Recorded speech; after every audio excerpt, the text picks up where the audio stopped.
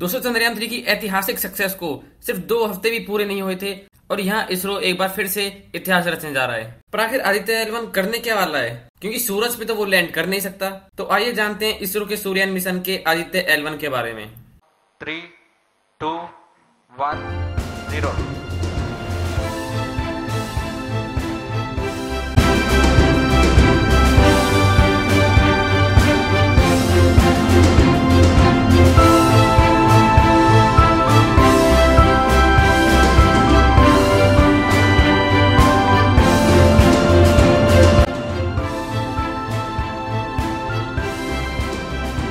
Aditya L1 India का पहला mission है जो स्पेशली सन की स्टडी करेगा। तो आदित्य मतलब तो सूरज होता है, लेकिन L1 का मतलब यहाँ पे लैरेंज पॉइंट 1 है। चंद्रयान 3 की तरह आदित्य L1 तो सन पे लैंड करेगा नहीं, तो इसलिए आदित्य L1 सूरज को दूर से ही ऑब्जर्व करने वाला है। और जहां पे खड़ा होके आदित्य L1 सूरज को ऑब्जर्व करेगा, उसी जगह का नाम है लैरेंज पॉइंट 1। पर ये लैरेंज पॉइंट है कौन सी जगह? तो लैरेंज पॉइंट वो अनोखे पॉइंट्स हैं स्पेस में जहां पर दो सेलेशियल बॉडी का ग्रेविटेशनल फोर्स बैलेंस आउट हो जाता है। अगर हम सूरज और धरती की बात करें तो यहाँ टोटल 5 लैरेंज पॉइंट होते हैं। आप वीडियो में देख पा रहे होंगे ये 5 लैरेंज पॉइंट कहाँ पर लाई करते हैं। इन जगह पे अगर हम कोई स्पेसक्राफ्ट भेजेंगे तो वो स्पेसक्राफ्ट का ऑर्बिटल मोशन धरती और सूरज के ग्रेविटेशनल फोर्सेस से कैंसिल आउट हो जाएगा। इसका फायदा ये होता है कि इससे हमें स्टेबिलिटी मिलेगी। जो भी स्पेसक्राफ्ट हम लैरेंज पॉइंट पे भेजेंगे, हमें लगभग कोई काम नहीं करना पड़ेगा उस स्पेसक्राफ्ट को उसी पॉइंट पर बनाए रखने के लिए।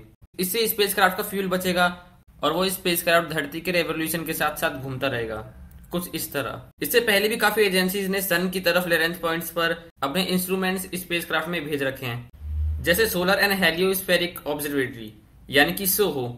ये एक जॉइंट मिशन था नासा और यूरोपियन स्पेस एजेंसी का, और उन्होंने सोहो को भी L1 पे ही भेजा था। और जो वो famous James space Webb telescope है उसे लैरेंज पॉइंट 2 पे भेजा गया था। तो बात करते हैं कि आदित्य L1 आखिर सन के बारे में क्या स्टडी करने वाला है। तो ये जानने के लिए आपको पहले सन के बारे में जानना होगा। इसका वजन अर्थ से 3,30,000 गुना ज्यादा है। और अगर आपको अभी भी आइडिया नहीं हुआ सन और अर्थ के साइज के कंपेरिजन का, तो मैं आपको बता दूं कि सन में 1.3 मिलियन अर्थ फिट हो सकती हैं, यानी कि 13 लाख पृथ्वियां। दोस्तों, सन के पास पूरे सोलर सिस्टम का टोटल 99.84% मास होता है और सोलर सिस्टम के बाकी प्लैनेट सिर्फ 0.14% ऑफ सोलर सिस्टम के बराबर होते हैं। जैसे धरती के अंदर अलग अलग लेयर्स होती हैं, ठीक उसी प्रकार सन की भी अलग अलग लेयर्स हैं। लेकिन सन की लेयर्स में एक काफी बड़ी मिस्ट्री है। सन के सबसे अंदर कोर लेयर होती है। इस कोर के अंदर न्यूक्लियर फ्यूजन के रिएक्शंस होते हैं, जिसमें हाइड्रोजन और हीलियम गैसेस को एनर्जी में कन्वर्ट किया जाता है और इसी एनर्जी से सनलाइट पैदा होती है। दोस्तों, कोर का टेम्परेचर 15 मिलियन डिग्री सेल्सियस तक भी जा सकता है।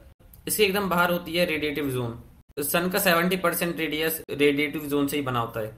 फिर आती है कन्वेक्टिव जोन। यहाँ एनर्जी ट्रांसफर कन्वेक्शन के थ्रू होता है, इसलिए इसे कहते हैं कन्वेक्टिव जोन। कन्वेक्शन के बारे में आपने साइंस में जरूर पढ़ा होगा। इसके बाद आता है सन का सरफेस, जिसे हमने नाम दिया है फोटोस्फेयर। इसे हम सन का सरफेस कहते हैं। हालांकि सन का कोई सरफेस नहीं होता जैसे मून का सरफेस होता है, ये बस एक लेयर है। यहाँ पर टेम्परेचर काफी हद तक ठंडा हो जाता है, जैसे कि 5500 डिग्री सेल्सियस तक। इसके बाद आती है एक और लेयर जिसका नाम है क्रोमोस्फेयर। फिर एक पतली सी लेयर आती है जिसका नाम है ट्रांजिशन रीजन। उसके बाद सन की सबसे आउटर मोस्ट लेयर आती है जिसका नाम है कोरोना। ये कोरोना वायरस वाला कोरोना नहीं है, बल्कि ये सन की आउटर मोस्ट लेयर का नाम है। इस लेयर में बहुत गर्म प्लाज्मा होते हैं जिनका टेम्परेचर 1 से 3 मिलियन डिग्री सेल्सियस तक जा सकता है। तो दोस्तों, यही मिस्ट्री है सन की, जिसके बारे में मैंने आपको पहले बताया था कि सन का कोर इतना गर्म होता है लेकिन सरफेस थोड़ा उससे ठंडा होता है, और सन की आउटर मोस्ट लेयर फिर से इतनी ज्यादा गर्म होती है। इसके बारे में साइंटिस्ट ने भी अलग अलग थ्योरीज दे रखी हैं, लेकिन कोई 100% श्योर थ्योरी किसी ने नहीं दी। हो सकता है कि आदित्य L1 इसके पीछे का रीजन बता सके। जब हम धरती से सूरज को देखते हैं तो हमें जनरली फोटोस्फीयर की लेयर्स दिखती हैं, लेकिन जब सोलर एलिप्स होता है तो एक रेडिश ग्लो हमें दिखता है सोलर एक्लिप्स के अराउंड, वो एक क्रोमोस्फीयर की लेयर होती है। और टोटल सोलर एलिप्स में वो लेयर भी छुप जाती है और सिर्फ कोरोना लेयर दिखती है। आदित्य L1 का मिशन है सन के ऊपर की 3 लेयर्स को स्टडी करना। दोस्तों, सन में से हीट और लाइट वेव्स निकलती हैं, ये तो आप सभी को पता है। इसके अलावा सूरज से हर प्रकार की रेडिएशंस निकलती हैं। इसमें सिर्फ विजिबल लाइट ही नहीं होती, बल्कि अल्ट्रावायलेट रेडिएशंस जिससे स्किन कैंसर हो सकता है, infrared radiations, radio waves, X rays और गामा रेज। ये एक्स रेज और गामा रेज काफी हार्मफुल होती हैं, लेकिन हमारे धरती के एटमॉस्फेयर हमें इससे बचा लेते हैं। लेकिन इन सब के अलावा सन से निकलती है एक solar wind. Solar wind basically एक बहुत बड़ा बहाव है चार्ज इलेक्ट्रॉन्स एंड प्रोटॉन्स का। ये जब अर्थ की मैग्नेटिक फील्ड से इंटरेक्ट करता है तो हमें देखने को मिलती है नॉर्थर्न लाइट्स। ये दिखने में काफी सुंदर लगती हैं। ये फिनलैंड, स्वीडन, आइसलैंड जैसे देशों में देखने को मिलती हैं। और भी काफी तरह की रेज निकलती हैं सन से। इन सब की स्टडी करने के लिए आदित्य L1 में 7 इंस्ट्रूमेंट्स यानी कि पेलोड्स लगाए गए हैं। पहला पेलोड है वेल्क यानी कि विजिबल एमिशन लाइट कोरोनाग्राफ। ये कोरोना लेयर को स्टडी करेगा और कोरोनल मास रिजेक्शंस को ऑब्जर्व करेगा। दूसरा पेलोड है SUIT, solar ultraviolet imagining telescope. ये सूरज की फोटोस्फीयर और क्रोमोस्फीयर की इमेजिनिंग लेगा। तीसरा पेलोड है SoLEXS, solar low energy X ray spectrometer. और चौथा पेलोड है HEL1OS, high energy L1 orbiting X ray spectrometer. ये दोनों सूरज से निकले एक्स रेज को स्टडी करेंगे।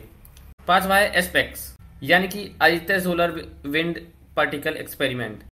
और सिक्स्थ है पापा, plasma analyser package for Aditya. ये दोनों सोलर विंड को स्टडी करेंगे।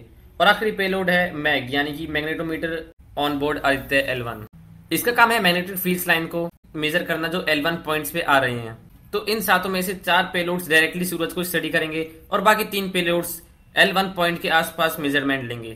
तो दोस्तों ये थी आदित्य L1 की इन्फॉर्मेशन। आज की वीडियो में बस इतना ही, मिलते हैं अगली वीडियो में। तो अगर आपको वीडियो इन्फॉर्मेटिव लगी तो वीडियो को लाइक करें और ऐसी अमेजिंग साइंस एंड टेक्नोलॉजी से रिलेटेड वीडियोस देखने के लिए चैनल को सब्सक्राइब करें।